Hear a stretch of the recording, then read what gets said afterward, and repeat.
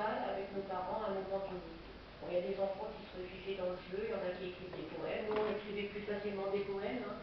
Bon, les enfants, maintenant, ils vont tâcher, les filles vont tâcher.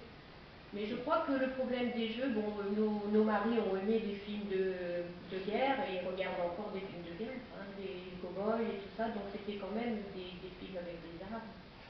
Bon, c'est quand même, moi, ça m'affole et ça me fait peur quand même. Hein. Quand même, de voir tous ces jeunes, bon, il faut voir aussi au niveau de la santé, si ça ne leur perturbe pas aussi un petit peu le cerveau, parce que bon, toujours être devant l'écran comme ça, je pense que l'avenir nous le dira, et j'espère que dans 10 ans, on trouvera autre chose que ce système, cette façon de jouer, comme ils disent. Maintenant, est-ce que c'est mieux, comme disait une maman, de les voir chez soi en train de jouer plutôt que dans la rue? On disait toujours que la rue, c'était un enseignement. Les enfants de la rue savaient mieux vivre que les enfants de dedans, mais maintenant, on ne sait pas.